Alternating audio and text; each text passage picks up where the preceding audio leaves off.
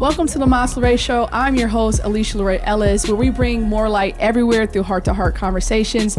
Two powerful speakers here with us today. Special guests on the Maslow Show, Humble G and Kween with a K. Thank you again for coming to the show. How are you guys feeling today? Thank you. Great. Thank you for having us. Man, blessed. Episode 77. We were just talking about this. Yes. I'm excited for today's episode. First of all, 7 is one of my favorite numbers, and you add another 7. When you heard that, what did that spark for you as a person, as a creator? Well, I'm really big into numerology, so double numbers are master numbers, and then 7 we know is the divine cycle, and then 7 plus 7 is 14. 1 plus 4 is 5, which is change. Yeah. So, I feel a huge positive change happening. Yes, I love that, which is why I wanted you to share it to speak it. Also, didn't get the memo, should have had my shades. I got some dope shades I'll show you guys after this. They got a little red tint to I'll it. pull them off for you. No, it's good. Keep it. I love the vibe, all the way vibing with this. So, again, just thank you guys for coming to the show. It's a blessing, humble to have you both here. Thank you for having us. I want the audience to learn a little bit about the both of you and what you guys have going on. So, Kween with the K, you want to go ahead and start first and introduce? Let me kick it off. Yes. I'm Kween with the K. I just want to say thanks so much, Alysha, for having us on the show. Absolutely. We connected, about a year ago now? Just a true organic human being, and I'm really grateful to be here and being amongst similar frequencies and like minds. And that just speaks to, who I am and who we are. We're just really creatives, artistics out here just trying to pave a way for positivity, spreading a message of hope and love and peace. I come from an artistic background. I'm a dancer first and foremost. Yes. So dance is true and near and dear to my heart. I haven't been dancing as much as I'd like to, but I like to say I dance in many other ways and through my spirit. I love that. And that's how I paint my life and I manifest. So when I'm not physically dancing, I'm building with my husband. We run a label together, International Music Group. Say that. Saying that, yes. And raising a beautiful son, building this empire together through music and spreading the message of hope, bringing cool and bringing love back. And I'm also in the wellness space as well. It was a big part of my life, just doing a lot of women's wellness and health and wellness, and doing retreats and workshops and doing a lot of spiritual development work, spiritual expansion. So that's just a little taste. Just a little taste. Intro. Just a little something. We'll get into more later. Yeah, and I know you guys, you're going to pick up on the vibe throughout this whole episode, but the energy that radiates from the two of them is so tangible and contagious, right? So go ahead, Humble G. Go ahead and take it. Give a little bit more about who you are and what you have going on. Okay, well, I'm Humble G the Fiddla, also known as the RSVP, which is an acronym for rapper, singer, violinist, producer, and working on rebranding myself and getting the audience and getting, the community to see me, as an artist. More so than just a violinist. Nothing's wrong with that. I love playing the violin, but I am definitely a musician at heart and an artist, truly out. Here with my beautiful wife, Kween, and we were friends 10 years before she gave me the light of day. But It'd be like that. There's hope out there, fellas. There's hope for some of y'all. There's hope. It It takes time. You know what I mean? So, just blessed to be here, and look forward to what comes of this, and congratulations on everything that you have going on, and this is a beautiful set and opportunity that you got. Thank you. So I want to dive into you guys a little bit more on the relationship side first, because this is something that we're not seeing modeled at the level that we need to see it modeled in our communities. Which is one of the things that drew me to Kween, was just the dynamics of what you guys carry, who you guys are. You guys are navigating an industry that doesn't reflect what you carry. I would say, I think it's a safe place to say that. No, it's safe. It's safe. And it's not modeled or applauded the way that it needs to be. And so how do you guys navigate the industry of music and entertainment, where and influence where you guys are at the level that you're doing it? How do you navigate through as a couple, as a union, and also working in your own gifts and creativity?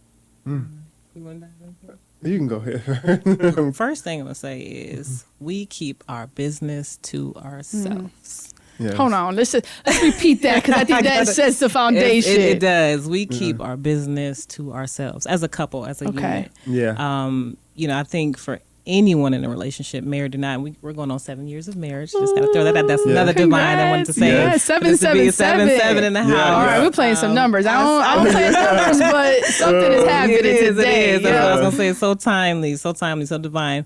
But we keep our business to ourselves. And by that I mean, really the intimate aspects of our relationship. Like everything we do together, business-wise and out in the public, that's for the public. But relationship-wise, you've got to keep that thing sacred. Yeah. You got to keep that thing tight. Yeah. Like, I don't talk to my friends and my family about relationship things, like, generally speaking, but we are really a tight knit. Like, this is my best friend. Mm-hmm. This is my partner. This is my soulmate. Mm-hmm. And when you're talking about soul things, that spiritual connection, you got to have a certain level of trust. Yeah. Yeah. You have to have a certain level of trust in that person and know that person can count on you, trust that you're going to always have their back, and vice versa. So when you're out here representing yourself, I'm not just representing myself. I'm representing my husband. Mm-hmm. I'm representing a union and an empire, something that we're building. Yes. And so I know when my husband goes out here as his persona, as Humble G, he's out here representing, doing his thing in the music, but I know that he's going to have a crowd. Let me just say that. He's going to have a crowd. He always draws a crowd. And he's a handsome man. Yes. Okay? Yeah. He's a handsome man. But I know that I never have to worry because the soul connection, the soul connection is so strong that, the trust and the bond that we share is so tight. I don't have to worry, when my husband goes out. And he doesn't have to worry when I go out that trust will be broken, and meaning, and that could just be in conversation. Like anything that you have going on in the private, keep it private. That's how you keep your relationship tight. And we've met a few couples in the industry, that, which is very few and far between for people to really be able to work together, in business, in the industry. And the people that we have come across are like, yo, like keep your stuff tight. Like, keep this right here. We need more of this in the industry because we don't see it a lot. And it's like you said, it's not modeled. Mm-hmm. And just in general. Right. In general. Just in general, not just this music industry, just in general, we don't get to see a lot of healthy relationships.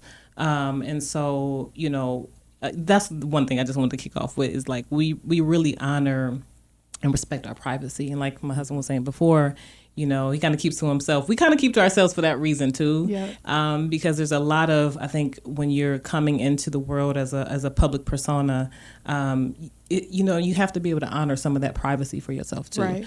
And that's to really be able to hold on to something sacred so that you don't get fully pulled into the worldly things. Yeah. You know what I mean? You don't want to expose everything that's beautiful to you because the world is a dark place. Yeah. As much as there's light, there's darkness. Yep. And we have to protect the things that we love. And I love this man. And I love our family. And I love our union. And I love what we're building. And so, I would just say keep it tight. Keep it tight all the way around. Anything you want to add, contribute to that? Yeah, I agree.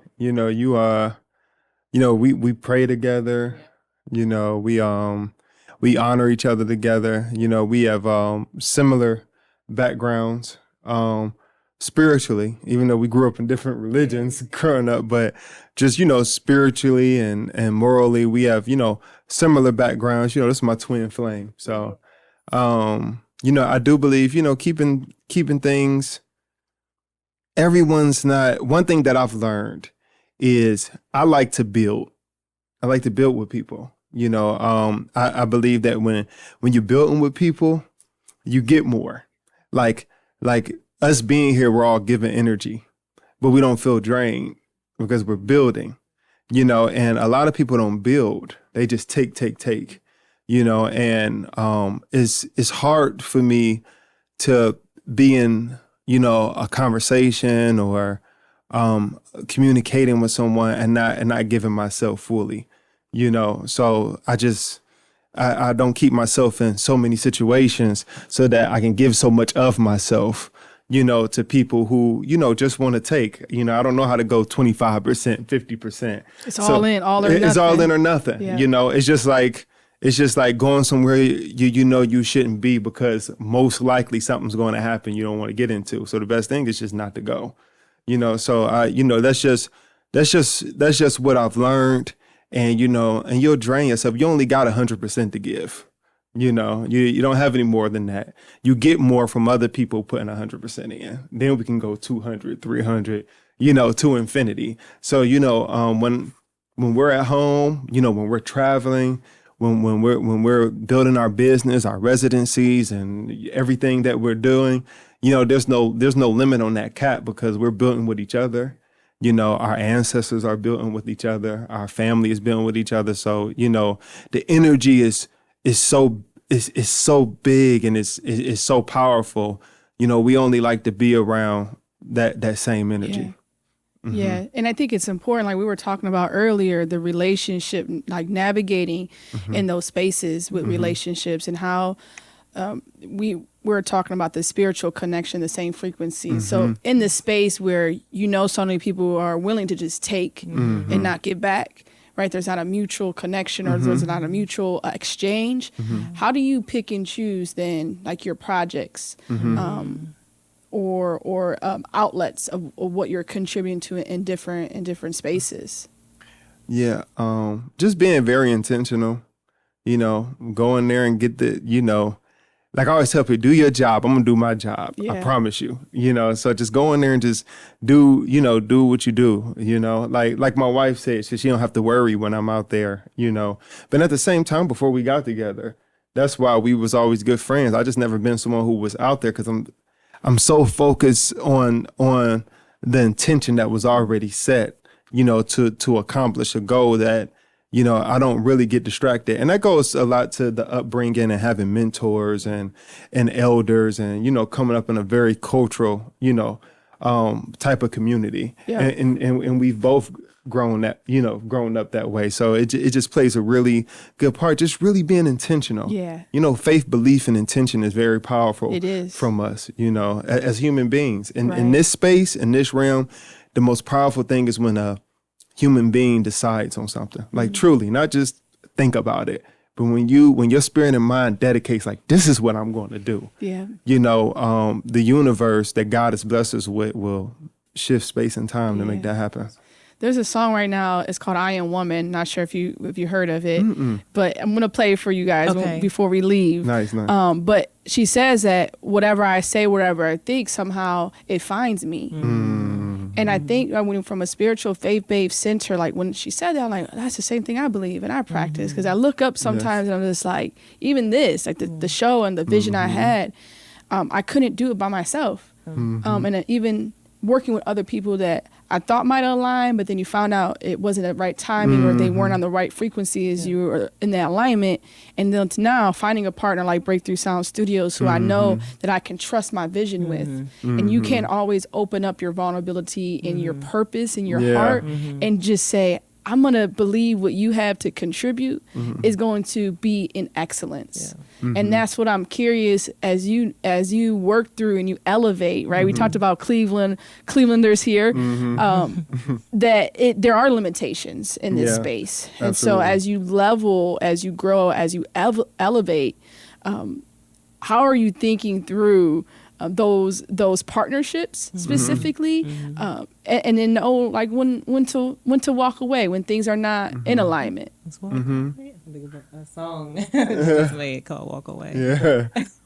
Do you want to answer that one? No, go ahead. I think this is in your wheelhouse right here. I just believe people when they show me who they are. I've done over 3,000 performances in my career, so I done met them. Yeah. I can see them a mile away, and I still show grace. I give people undeserved favor because it's given to me, right? Even when I don't know it. That's powerful. So I try my best to inspire people through what I do, but I believe things for what they are. You know what I mean? Like fire will burn you. Yeah. No matter how cool you try to make it seem, don't play with it. Don't play with that. So I just can't. You have to be. Alanis Morissette is one of my favorite artists. She says, "I'm here, but I'm really gone."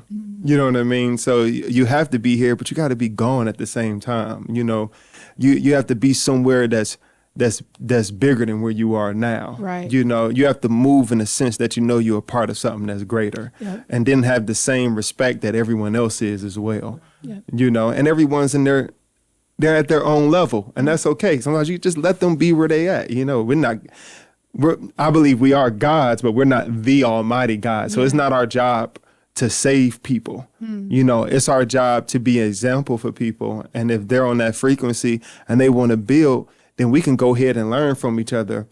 But sometimes grace is just being okay with what it is. Okay. Just that's what they own over there. That's okay. Not going to judge them, not going to hate them, not going to dismiss them, but that's not for me. Exactly. That's not for me. And that's also knowing when you're walking in your purpose and who you are. Yes, absolutely. You know, because if not, you try to get pulled into everything. I want to be a little bit of this. And I see this in social media right now. It's like, oh, wait, I think I'm missing something because I'm not on that wave. Yeah. And so, and honestly, I mean, and I used to be that person, just being in all transparency. I've always been had that people pleaser, you know, kind of spirit, because I just was I'm a good person and I just want to be there. Most good people are. Yeah, you know, and I had to learn through some hard knocks, you know, and some heartbreaks and some failed relationships, that you just can't be everything for everybody. Yes. Especially if you're not being that for yourself. That's absolutely. And and you know, I got to say, this man right here, he keeps me grounded, you know, because sometimes that'll rise up and I'm like, yeah, you know, that bubbly part of me is like, yeah, boom. He like, babe,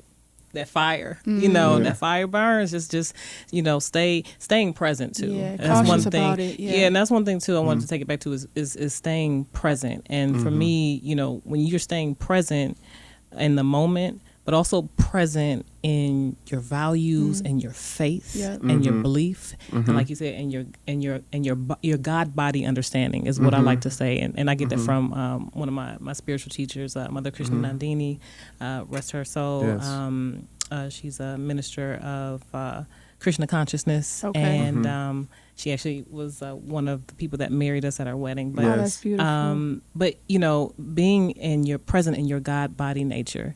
That means being present in your purpose. That means being present in the energy that connects you to your higher consciousness and your belief in the Most High. And when you're in that space, when you try to be as present as you can at all times, then like you said, you'll know when a thing is or isn't right for you. You know, sometimes we're just walking out here, we're just going with the flow. We just out here going with the flow. And you got to go with your flow. Yep. Meaning your God body flow. You know, if you're not present in that, and we know we're human beings, so things happen. So things, you know, kind of pull you out. But that's what prayer is for. That's what union, fellowship, and other frequency is for, to keep you in tow with your God body element, so that you don't let any energy vampires just slip in. You know, I've been there, and we've all been there. We know what it feels like. And so, you know, being able to protect your peace by knowing what's not for you. That's one thing too. Sometimes you don't know what's for you in the beginning, right? So you start doing a lot of everything. Right? But then you find out for me, I had to find out what was not for me, so that I could then start to realize what was for me. And I had to go through some experiences and know, you know what, that's not for me. You don't know that until you start to try life. it and do it. You start saying yes to a bunch of things. You be like, oh, I'm never doing that one again. Like, that's off the box. That's it. Never to be checked again. That's it. You know, and then you start to grow. But that's why wisdom comes with living. Yes. That's why wisdom comes with living life is you go through experiences and you know, and honestly, I can say I feel like I've lived a lot of lifetimes already in this lifetime. I say that. I'm saying, you know, I've done travel. That's it. You done traveled a lot, you know, and so I think it's really important to be able to, you know, like you were saying, you know, knowing when to walk away from a thing. That also comes again with, you know, wisdom and understanding and going through things. Like, you've got to know, like, if you're in an abusive relationship and you know you've seen the signs and you know you know when you need to walk away. You know when that trigger is hitting, it's like, you know, something's not right in your spirit.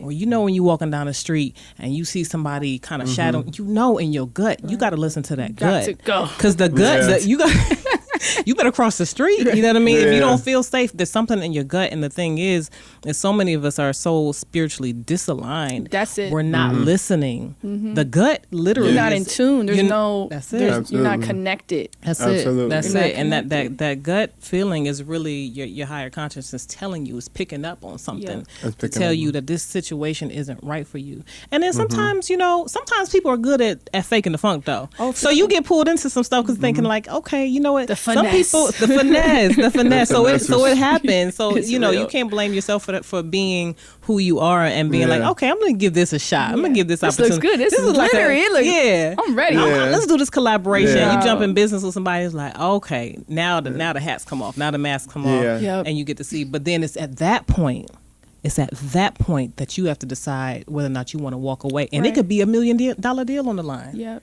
It could be some money on the line. What you gonna do? It could be your health on the line. What you gonna do? You gonna keep going forward, right? Knowing that might not be right for you energetically is speaking to you and it's telling you no. It's being present. Being present and knowing your intentions and your worth. Because when you know your worth, like you said, walking in your purpose on purpose. Right. People want that. I mean, it's in us to want more. Yeah. It's just a lot of us aren't guided to more actually being better. And so, people will, sometimes I've noticed this, sometimes your light is so inspiring and it fires people up and get them inspired that they truly do want that. Right. But that's just not who they are right now. So for a moment, it's not that they're acting, they're trying their best to be their best self. But then once challenges come, they go back to what they know. And then you be like, dang, why'd you do me like that? When, how did this, this misunderstanding lead to something so big? Because that's just not what they are. And maybe they was just, that time was just meant for them just to be around you, to be inspired, and that's why, we've learned not to give people everything all at once, because sometimes it's too much for them. Is. It's too much for them, and they might not even truly understand what that is, right. But they can get attached, and once they get attached, they're gonna add them into the equation, right. And they might be all great with you right now, but you didn't see who they were before they walked into this building. Yeah. The relationships they have and the situations they keep themselves in. So a lot of people do want more in life. They do want better. And it's okay to give them that in that moment, but not always just open the door for them to come. Because you have to do the work. There's work that's required. Inspiration, you can watch as many I love motivational things. Sometimes I don't want to go to the gym. Right. Sometimes I'm not trying to do the podcast that day. Absolutely. But so motivation is helpful, but motivation is not going to get it done. It's not dedication. You have to put the work in. So in that space, like I heard you mention elders, and obviously we're talking spirituality and faith. So why don't you go ahead and share with the audience, your background, your beliefs, so folks can get a better understanding of what's your source, because I think sometimes that you see this and you see the performances and you see the celebrations, and then they try to go and take that one tool or that one product and think they're going to have what you hold. So I shining light on the source in these type of conversations are critical, because that's where the work, right? So I'm curious if you're open to sharing a little bit more about that. Yeah. Did you want to start with her? Okay. So, so I grew up as Jehovah's Witness. Okay. That's how I started. I'm more spiritual than anything now.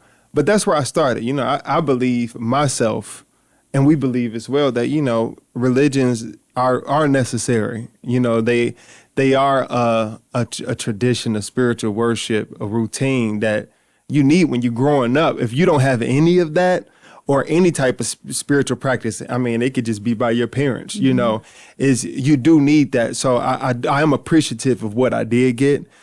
From there, just being in music and being around different elders in the community, my spirit gravitated to learning, my Pan-African spirituality.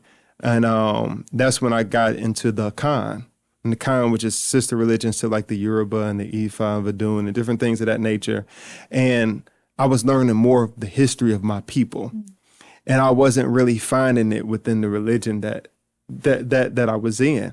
And as I did more studying, because I'm really big on studying, I really like to know how things operate. I was learning that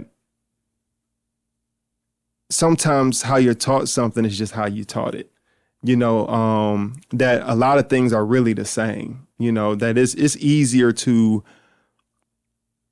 make a story fit you best than to make up a brand new story. So I was just learning things that even what I had learned from being Jehovah's Witness, that was okay. For some people, that's okay. For some people, being in this religion is who they are. One thing that I've learned just traveling and being around my elders and traveling the country and the world, just, I know God when it's in you. I really don't need to know your like religious background and I can just tell by how you speak. I can tell by how you treat people that you just met. I can tell by how you treat people that people might think you don't need. I can feel that. Yeah, I'm transparent enough to transparently see through you, even if you're not being transparent. So when it comes down to that, I don't get into a lot of speaking about religion because a lot of people don't know I have my master's in noetic science, which is the science of faith, belief, and intention. So we prove these things scientifically and historically. And, you don't always want to get into those conversations with people because some people are good where they are. Right. Like the spiritual practice that they're practicing is good for them.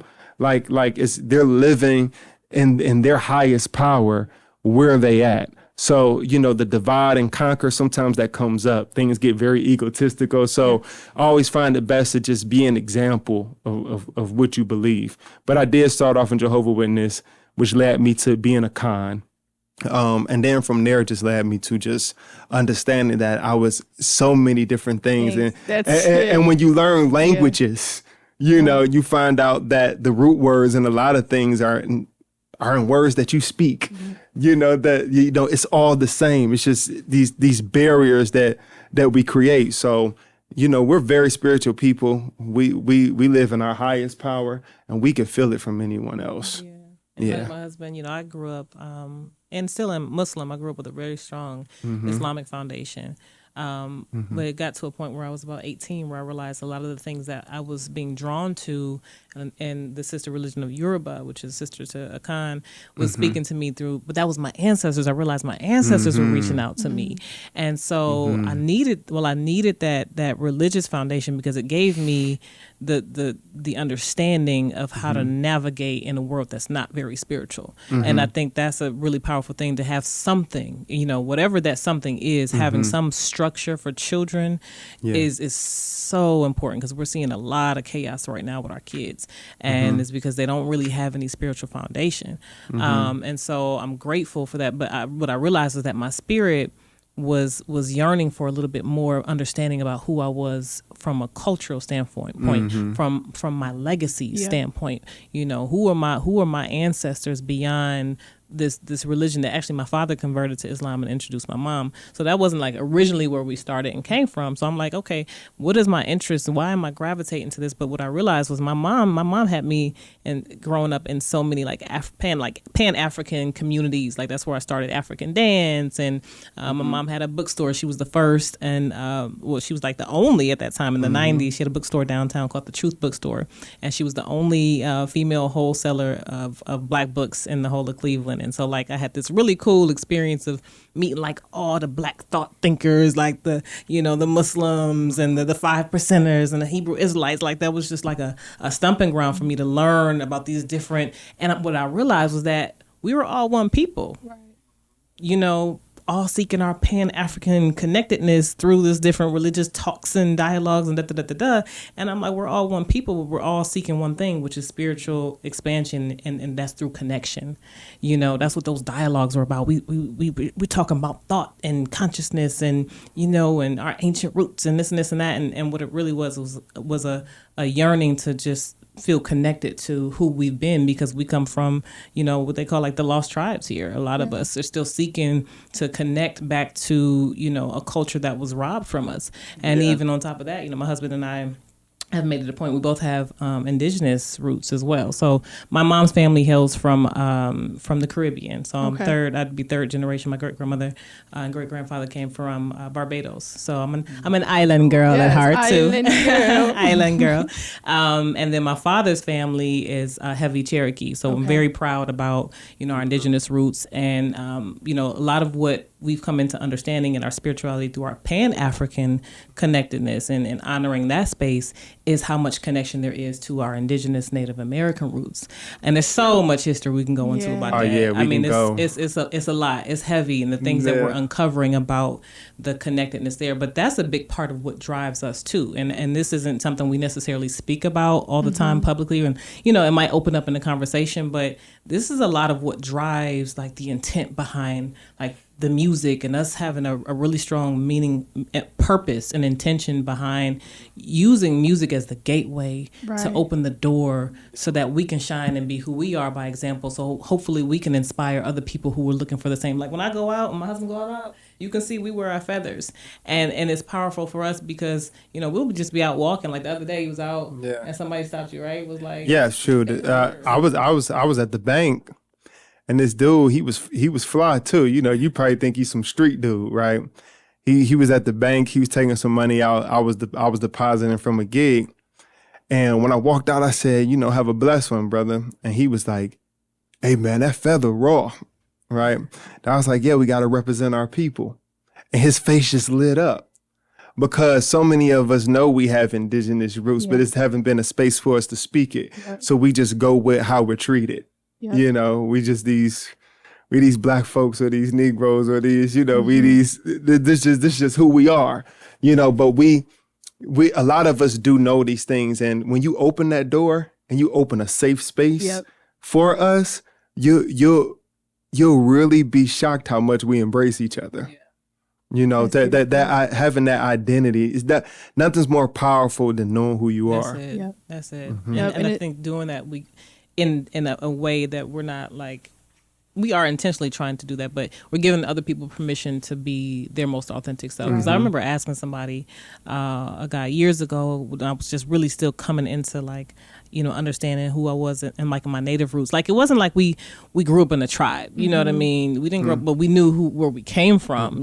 My father is very, very proud of, being Cherokee, but we didn't come up with like the traditions. And when you feel disconnected, when you don't grow up in your traditions, you feel removed from it. And you almost feel like, well, can I still authentically claim this? Because like I wasn't born in Barbados, so can I really claim, like I'm third generation, like does that make me, am I going to be embraced? Can I embrace that? And I remember asking this one guy, I was like, what made you embrace, how do you become native? He was like, you don't need permission to ask anybody for who you already are. You just be what you are. Mm-hmm. And I was young then. I was like, wow. I was like, yeah, right. Yeah. And so from there, I just started listening, and tapping in and paying homage to my ancestors. And that would be, the ancestors that I do know and the ones that I don't. And just tapping in and just asking for guidance. Sometimes you just got to open up and be like, yo, I'm just tapping. Let me call in. Let me call on my most agreeable and compassionate ancestors and ask you for guidance and to show me who I am and what I come from. Because the more connected I feel to where I come from, the more empowered I'm going to feel. And know where you're going. And to know where you're going and to walk in your purpose and be your most authentic self and walk and live in your truth. And that's one of the most empowering things. And the message I hope that we can convey to people is finding out who you are and connecting to your roots, whatever that is, because it empowers all parts of your purpose. Let go of that fear. Mm-hmm. We too fear driven. Everybody scared something might not go the way. Right. That they're told it's supposed to go, or how they think it should go. Just get past that fear and be who you are. But it's hard because we live in a society that thrives off fear. Yeah, it's rooted in us, whether we accept it or acknowledge it or not. It's there. It's something that we all working on. Yeah. Well, as usual, we're getting deep at the Masquerade Show, but we're gonna take a quick commercial break. We'll be right back. Masla Ray Podcast is brought to you by Breakthrough Sounds, a recording studio and media company located in Valley View, Ohio. Your creativity creates here. Schedule a tour today at btsoundscle.com. Welcome back to the Masla Ray Show. Again, two very special guests. We are diving in deep. Before we get back into the conversation, I love to play different games on the show.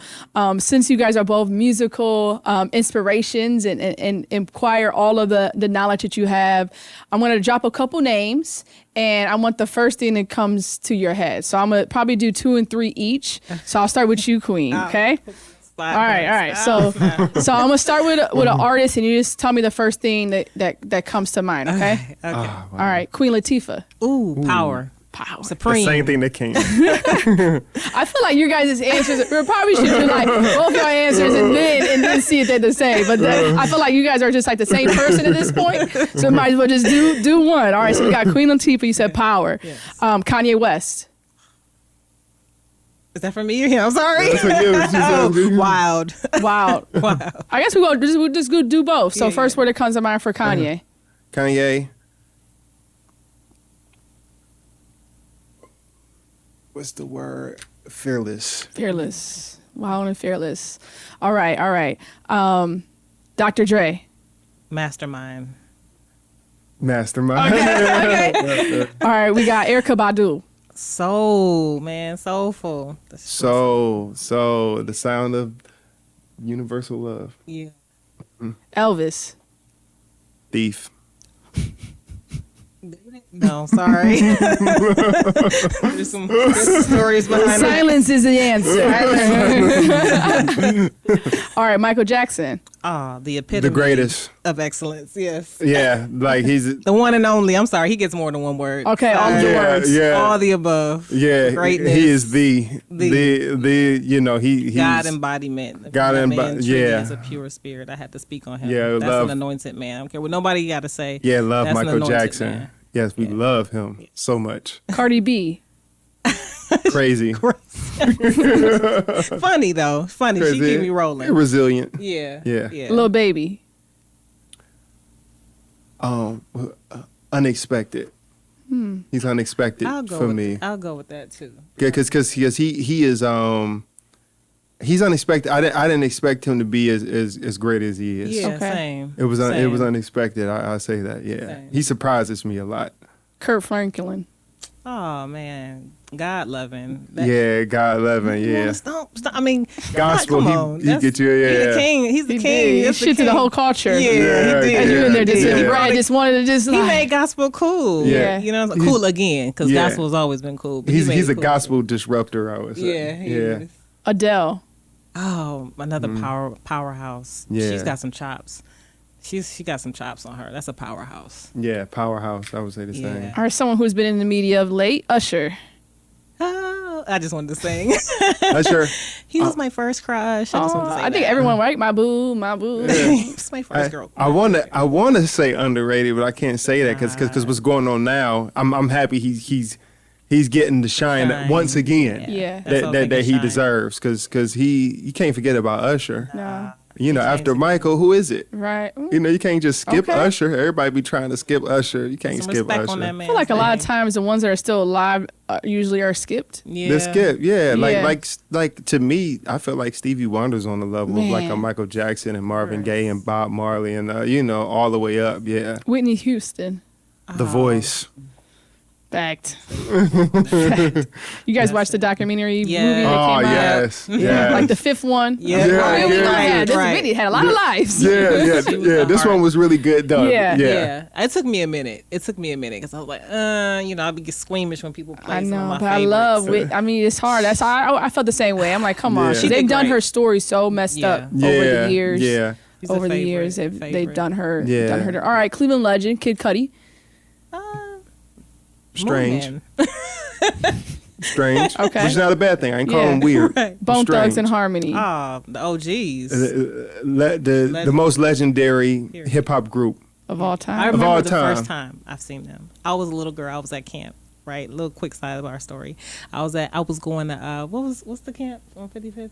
Rainy Rainy. Institute. I was in Rainy Institute. Okay. Shout out to all my Rainy folks. Rainies. I was at the house at the old spot before they built the big old house. Yeah, and they had a performance with Bone. I was like, oh my god, and they gave out CDs and all this stuff. And I remember my brother had to come pick me up like right in the middle of the performance. We had to get down to my mom's bookstore to go help out.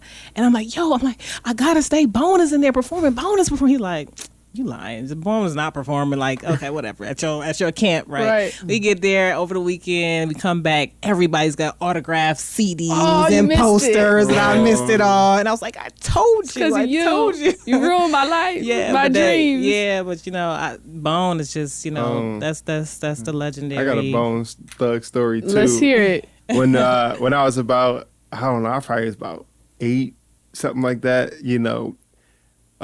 Me and my brother, our mom was asleep. She was taking a nap, working hard, and it was raining outside, and we couldn't wait to go outside and just sing Crossroads in the rain. Right.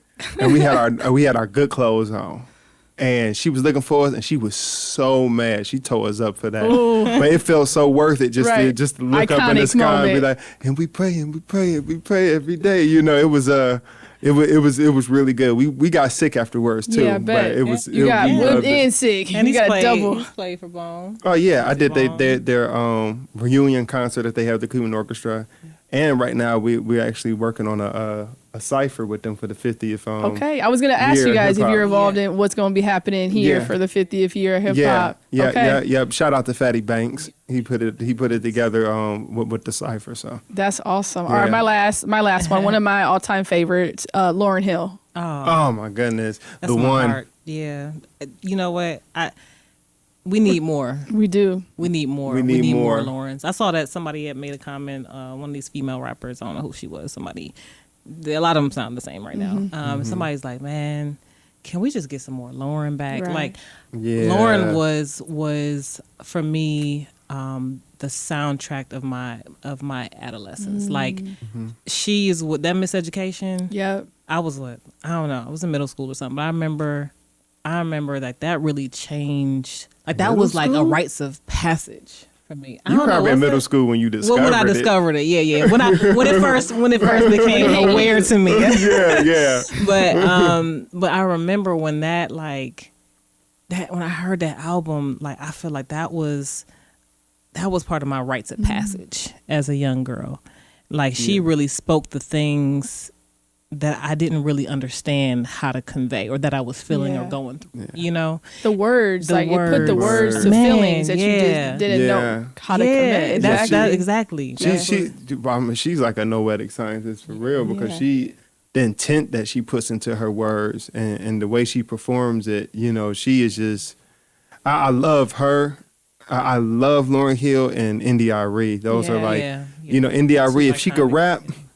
Then I'll put her with my girl Lauryn. You know what I mean? But Lauryn, just love Lauryn. That music is just iconic. It's soulful music, and it's universal. Right. And her life, I think, it symbolizes you can pull away. Mm-hmm. Like one of my favorite songs is Zion. Right? Yeah.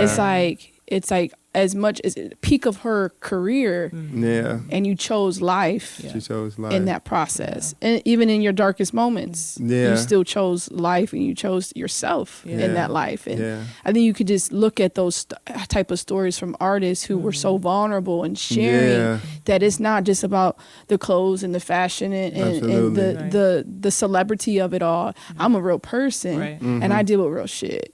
So I had to open that up and be vulnerable about who it is and who I am and what I'm navigating through. And that's why I believe it's artists like that where you can really you both had intimate stories about the artists that penetrated your life. And that's, to me, true inspiration of artistry, and why I believe that your guys' platform is growing at the level that it is, because you're having that same effect. Oh, thank you. So as we go into the purpose, I'm always talking about purpose, because I feel like that's what it's all about, right? Yeah. So how does purpose drive your day to day? I keep going first. Yeah, I like when you go. Purpose says by every wife. I believe that purpose is everything. You know, I believe that, you know, everything breaks down, everything smaller builds up to something greater. Like the cells in your body are beings. Just like we are cells to our family that leads to cells to humanity, leads to cells all the way up to the Most High. So I really believe that there's one purpose, which is God's purpose, and we all play a part in it. Mm-hmm. And that part we play is our purpose.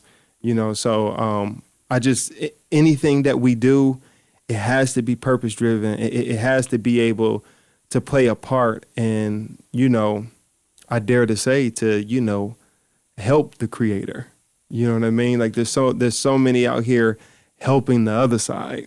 You know what I mean? You know, God created us as individuals, you know, undivided dualities to play a part in God's purpose in our own way. Mm. You know, and we have a responsibility to that. So if I'm not in my purpose, like, and if I'm not inspiring, you know, I don't feel true. You know what I mean? It can lead to a depression, really. Yeah, it can. Mm-hmm. And that's what we're seeing that in so mm-hmm. many spaces. And I love that part about, you said you dare to say it, but it's true, because mm-hmm. your relationship with God is another relationship, which has to be two-part. Mm-hmm. I feel like a lot of religion conditioning teaches us to beg for the things that God has mm-hmm. already put it within us. Mm. And it's like this seeking after when it's really already within, and it's here just to come out. And so that exchange is two-way. Just as much as we need God, a higher power, mm-hmm. God needs us. Mm-hmm. Absolutely. And that's the shift that I think we're seeing in our generation to an mm-hmm. extent, is like, I'm worthy.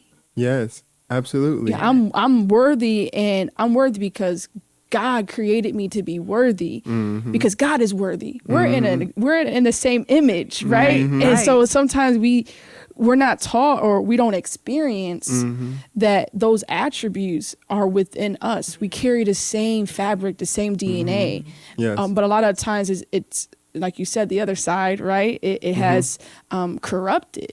Yeah. That. And so now we're pulling back the layers and saying, mm-hmm. how do we get to the true essence of our being, mm-hmm. of our existence? Mm-hmm. And that's how I see that some of the work you guys are, you know, putting in. Thank you. What's your thoughts on what drives your purpose? You know, a big part of, for me, the core is my family.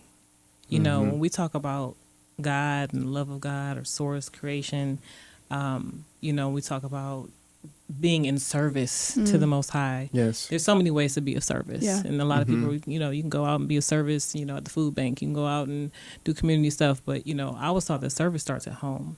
Mm-hmm. And, you know, if you're not serving in the way of serving the people that you love most, first and foremost, then what does anything else matter if you're not helping the ones that are closest to you? And so I think, you know, my family is my biggest motivation in that sense of, like, living in my truth and living in my purpose, so that I know I'm doing my best. Like, when I look at my son, for example, like, I look at him like as what we call like a little baby Krishna. So one of the teachings that I follow now is Krishna consciousness. And I remember I went to, just a quick sidebar, I went to an event called Ratha Yatra. It's a big celebration for Krishna consciousness. And I was in Toronto, went with a girlfriend of mine. We stayed with the host family there, and every morning, the lady that we were staying with, she would get up and she would take her little Krishna down and she would like bathe him. And I thought it was, first I'm like, what is going on here? She bathing this little baby down, you know?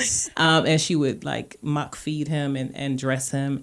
But I thought it was the most beautiful thing when she explained what she was doing. She was basically showing her love of God in a physical practice. And she didn't have a little baby, like her daughter was grown, but this was her practice in showing how tender you care for a child is how you should treat God. And so when I see my son, you know, I have to treat him with the same respect and love that I claim I treat and give to the Most High. So in anything that I do, I should make sure his presence, his body is clean. That's an act of God. Cleanliness is next to godliness. Making sure your child is clean, making sure their hair is taken care of. That's a big job, you know. Taking care of children. It's a whole job. So when you're taking care of another human being and you're loving another human being, that's an act of God. Yeah. And for me, my family is if not the biggest part of my purpose, because without them, that's my motivation. Like, there's other motivations, but like without family, for me, nothing else matters. Yeah. And so yeah, I hope that. No, it does. I love that. I love that.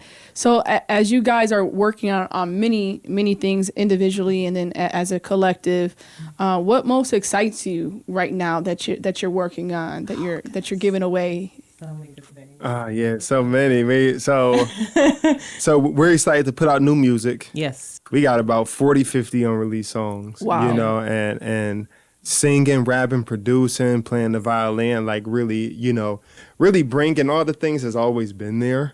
But just, reconciling with the fact that, we're claiming our own space, within it. Like, we're not trying to fit in anyone else's box, because that's what they tried to do. The labels, everything. I've sat at Universal Republic. I've sat at Cash Money, Rock Nation. All of them. Like, everything it's kind of cookie cutter. You know what I mean? It's like, when you can sit in a label meeting and they say, "Wow, I can listen to you all day," but they're not gonna know what to do with you up here because you have to fit a certain way. Someone has to co-sign you because we don't get it. It's a mold. It's outside of our realm. We don't. Back in the day, they did that. Like, yeah, let's put it out. And, it's just a really sad thing. So we're very appreciative, to get to this point that we are, and all the blessings that's coming with the album, the RSVP, rapper, singer, violence producer. Video coming out. Oh, yeah, music video, At First Sight. Which is already out streaming. So you're going to see it on the site. I'll make sure all the links, y'all going to be able to get right access to it for sure. Yeah, At First Sight is streaming.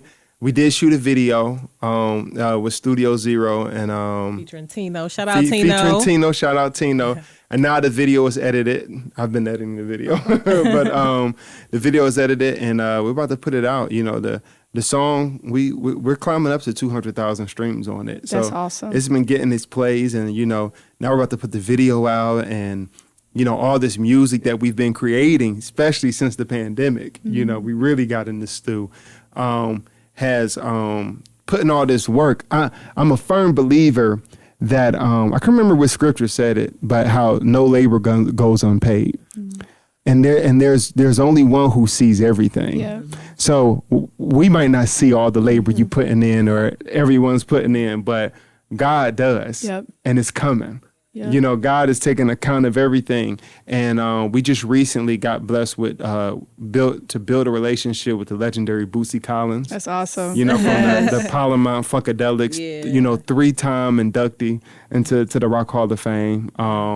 And now shout out to Uncle Boosie. Shout out to Uncle Boosie and Auntie Patty. Beautiful wife. Yes.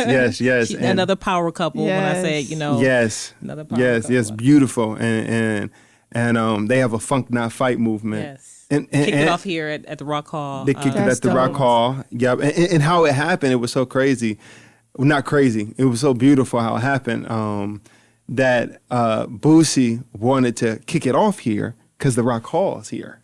The Rock and Roll Hall of Fame is here. Right. Like, I got to kick it there. And then just to show you how great he is, he doesn't like to go in any city and not and basically put on for a musician that's from there. Mm-hmm. So he told his team, if you guys can find me a young musician in Cleveland who I can jam with, who not only plays but raps and sing. Look at that. That's who I want. And so was that you or no? Yeah. right. Yeah, and we jumped on it, and he loved it. And from there, we're on email sending files and doing music, and he's constantly, don't send it to nobody, and he has a really big movement. He's highly respected by everyone. If it wasn't for Boosie Collins, you wouldn't, a lot of sounds you have in hip hop, you just would not have. Wow. You know what I mean? If it wasn't for them giving to the hip hop generation, because the young hip hop generation for them was like Dr. Dre and Snoop Dogg, and when I did some studying to find out that when Snoop Dogg and Dr. Dre, because hip hop was always sampling the R&B and the disco and blues and soul and jazz from before, a lot of the elders weren't really giving it up like that. You know, they wasn't really feeling this hip hop thing. And then a lot of the labels owned everything. Right. So Boosie Collins and George Clinton, you know, when Dr. Dre and Snoop and them was like, you know, we want to use them sounds, this and that, they was like, yeah, matter of fact, we'll do one better. We'll come to the studio and we'll play it all live so you don't have to clear anything. Wow. You know, so if they wouldn't have did that, imagine not having all that great music from Dr. Dre and Snoop Dogg and everything that has came from that and that connection back to Ohio. Right. You know, they say it all the time. You know, the whole funk that you find in that West Coast music, a lot of it comes from Ohio. Mm-hmm. The Ohio Players, the Funkadelics, the OJs, the Isleys, Roger Troutman. It's so much. And in the Midwest itself. And that just humble G. Right. Throw that, say that part, right? Have to throw that in there right Yeah. So we're very excited to work with to work with Boosie Collins. And just want to speak on the Funk Not Fight movement really quick is their initiative to help stop and end violence everywhere. So that's the really important part of this. So there's an album that's coming out in addition to like a tour that they're working on as well to really push the envelope of stopping violence, especially in our youth. And so we also have a youth program too called Hip Hop Kids, which we're launching, which is in divine alignment because we're getting everybody hip to hope, which is part of our movement. Hip Hope, and hope is an acronym for healing our people everywhere. And so so we're working, and we're official Funk Not Fight ambassadors too. I want to say that. So we have been crowned by Auntie Patty, Peppermint Patty, and Uncle Bootsy, and are working on a partnership alongside too with Hip Hop Kids to continue to facilitate the message for Funk Not Fight. And shout out to the Village for the Village with Lawrence Lane out in is that Garfield? Out in Garfield for making that connection. For sure. So and so that's how a lot of times how those things happen, right? Someone is reaching out on your behalf, they're championing you, and then making that connection, and then it can be something just that intimate and intentional that changes the trajectory of the next 5 years of your life. And meaning, and to that extent, you've got to be prepared. Right, preparation. When preparation meets opportunity is the definition of success. That's it. You got to be prepared. Yeah, I heard at the conference that we just came back from Black Tech Week. Shout out to Black Tech Week down in Cincinnati. But we're talking the first keynote. I forgot who it was, but it was saying how frustration is preparation, and I was like, ooh, I have been so frustrated lately. So what am I being prepared for in this moment? Because it is all these things as you feel like, man, they're not giving me my respect, or the time is not now, or I feel like I'm fighting more than I need to be fighting. And it builds into this frustration.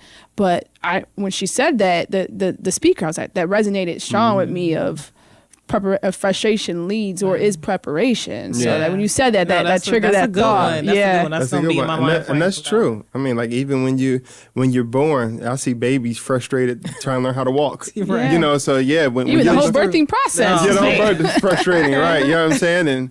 And you know, for the husband, you know, dealing with the pregnant wife is frustrating too, you know, sometimes. We're gonna let you just say, we'll let you have that. We're gonna let you have that. It's all frustrated, and then, you know, women are frustrated with us all the time. All the time. So, frustration it's a part, challenge is a part of life. Yes. And once we just never really been truly educated by our education system. We've been trained for the system. Right? Exactly. We never been to be educated is to learn how to become an effective human being. That's the only education there teacher. is. Because this is how it is at our house all the time. Like all the time, we just and training is good. Don't get me wrong. Right.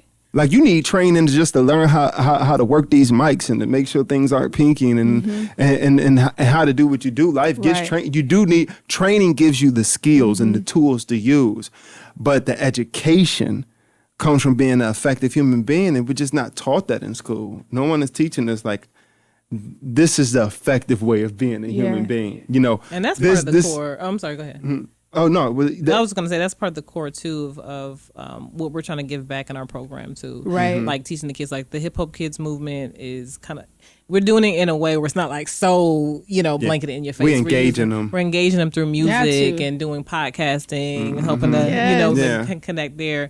But giving them tools through a creative outlet, but, creating messages that they can relate to through music and teaching them how to express themselves and learning some of these core values along the way. So it's like when you tap into the creative mind, especially of a child, there's nothing they can't do because you're giving them an outlet to express themselves, but then also how to learn how to build for themselves, how to build a future for themselves. It is empowering. It's empowerment. Exactly. Yeah, it's empowerment. It's because they have so many neural pathways because they want to learn everything. Right. As you get older, you have less. So really, to gain more, you want to get into more things. You want to learn more things, and and we engage them through entertainment. We call it edutainment, coined by the great KRS-One, and that's how our people have always been taught.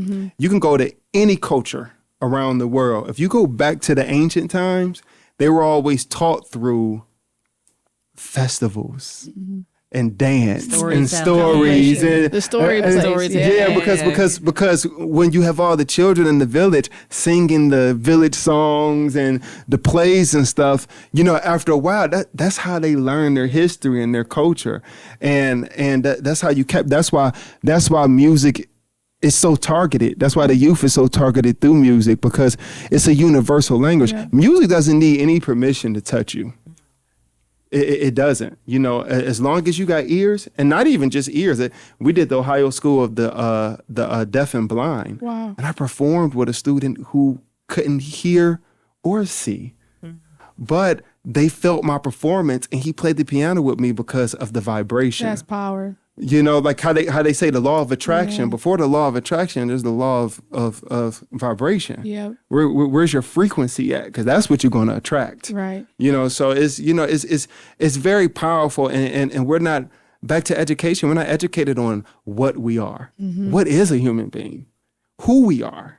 We're taught that you're a dot in space and time. Right. Got to be number one. 2's not good enough. 3 no one remember. All this stuff that isolates yourself. Yeah. And when you isolate yourself, you're limited to only your abilities. Right. And you need others. So we're not taught that you are you, but you're connected to an ancestry that goes all the way back to the beginning of time. Yeah. And you're a continuance of that.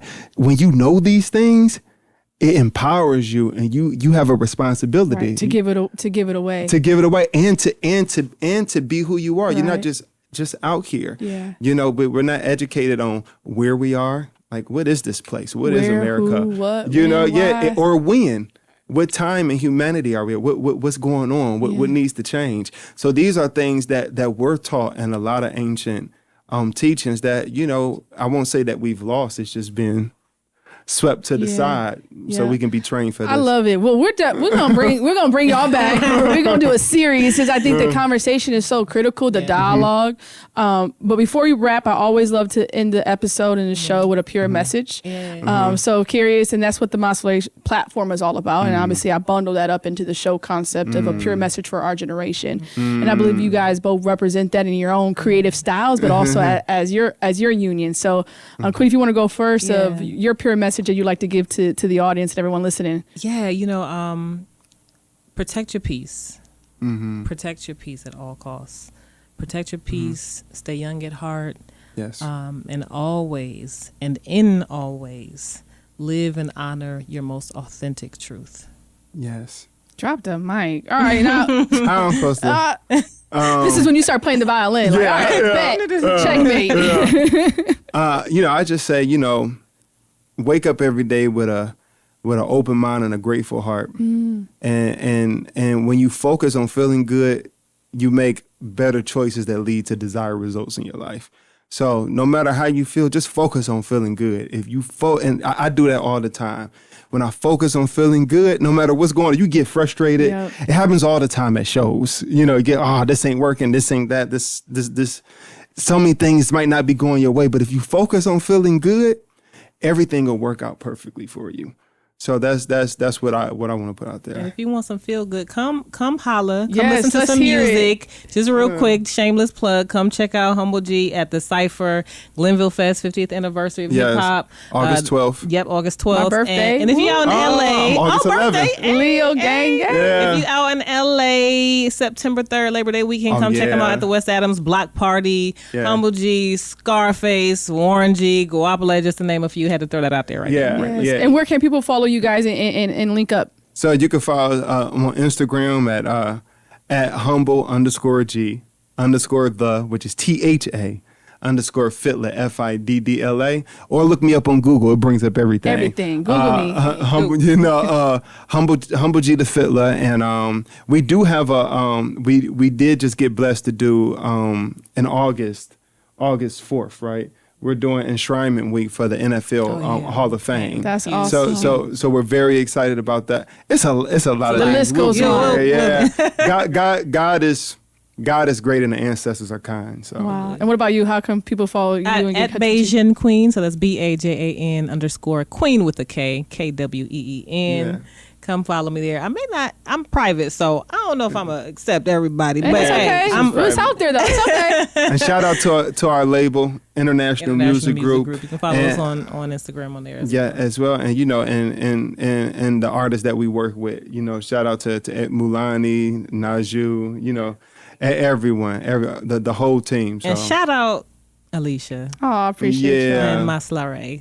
You're doing a beautiful thing here. You're bringing the light, and you're true to your purpose and your name, and I think that speaks volumes to who you are. And we just want to give you your flowers. Thank you. We do. And in this world of darkness, right? We need us who shine, we always stargazing. Yes. We looking for other stars. So when we met you through Futureland, through everything we felt you, and we were able to see you. And we saw that you saw us, Yes.